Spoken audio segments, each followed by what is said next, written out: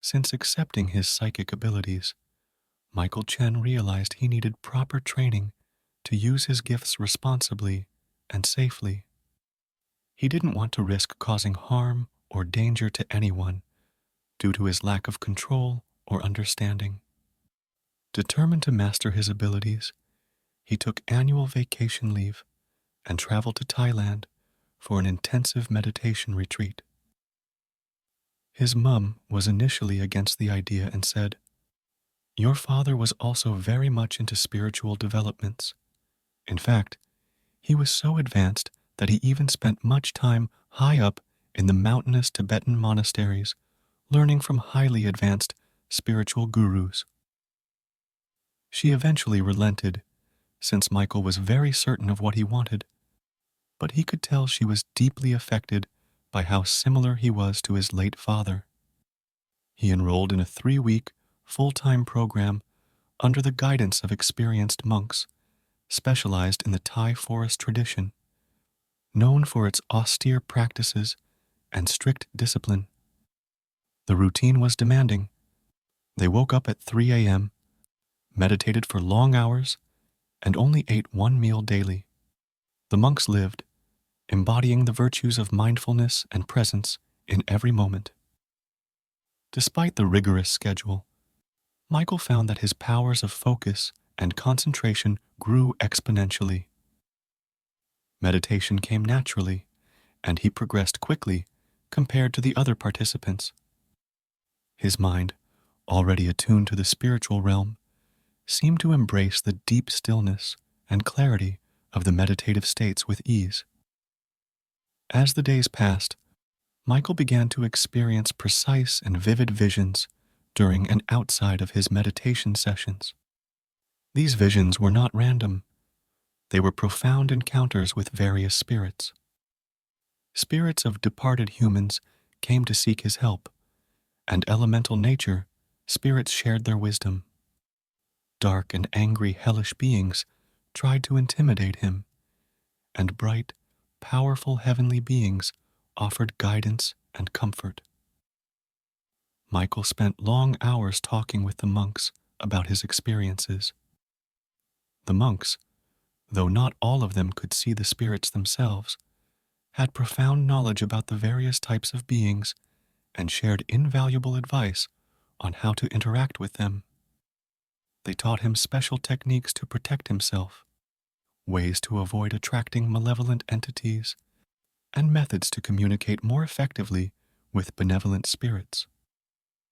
Interestingly, Michael found that he learned even more from the spirits themselves. The nature spirits taught him about the balance of nature and the interconnectedness of all life. The departed souls shared their regrets, hopes, and the importance of living a meaningful life.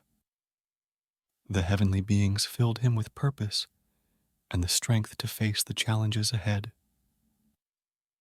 On the final night of the retreat, a bright, heavenly being visited him during his meditation as Michael prepared to return to Singapore. The being radiated immense peace and power, filling the room with a soft, golden light. "Michael," the being said, in a voice that seemed to resonate within his soul, "your journey has only just begun. More trouble is ahead, and you will play a crucial role in future events. I cannot tell you all the specifics. You must discover them yourself. But know this, your strength and wisdom will be tested." Michael listened intently, absorbing the gravity of the message. The being continued, "Many evil beings plan to cause havoc in the earthly realm. I will teach you a special mudra to protect yourself and those you love, a hand seal with great power. This mudra is known to no one else on earth and must be used cautiously. It is a weapon against truly evil beings, and as you progress spiritually, more mudras will appear to you in visions when you are ready." The heavenly being then demonstrated the intricate hand movements of the mudra and the necessary words to go with it, and Michael mimicked them carefully, feeling a surge of energy as he completed the gesture. He committed the movements to memory, understanding their power and the responsibility that came with them. That being said, remember, you must only use what you learned for good, compassionate purposes.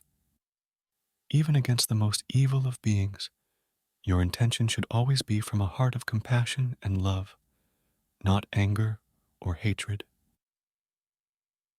The next morning, as Michael prepared to leave the monastery, the monks gathered to bid him farewell. They had seen his rapid progress and recognized his potential. Michael, one of the senior monks said, "You have a gift.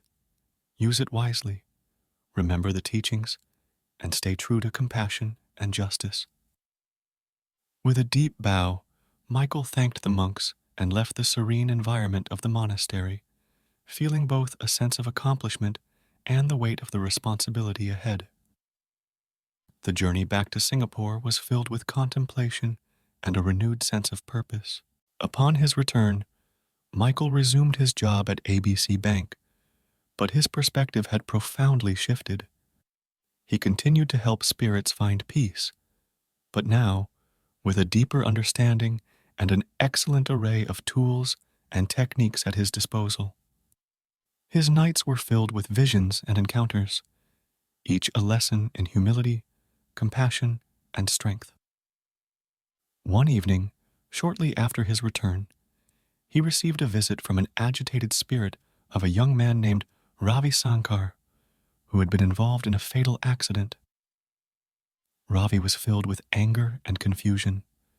He longed for his family back in India, but could not move on.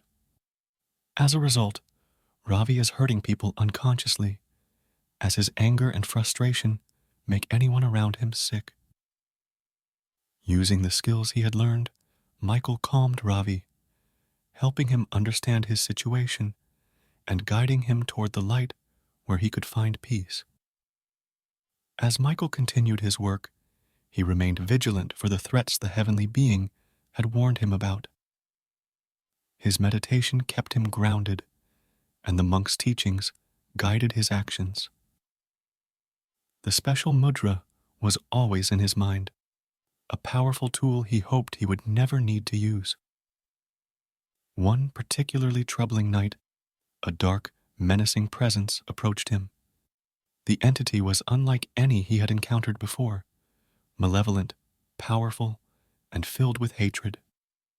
Michael felt the cold grip of fear, but stood his ground. The entity said, "I know you. You have to die now." Remembering the heavenly being's words, he performed the sacred mudra and spoke the words carefully and slowly. A blinding light erupted from his hands, banishing the dark entity instantly. The air felt lighter, and Michael knew he had just averted a significant threat. With each passing day, Michael's resolve grew stronger as he continued to train his growing power to help any being who came to him. He understood his life was intricately tied to the human and spirit worlds. His experiences had prepared him for the challenges ahead, and his heart was filled with a sense of duty and purpose. Michael Chen pondered over a lot of things. His mom said that his dad was also deeply into spiritual developments, and wondered what did she mean. Perhaps Father could have guided him if he was still alive? Did he encounter the same things as what he was currently going through now? Or worst? And what did the demon mean when it said that it knew who he was and that he had to die?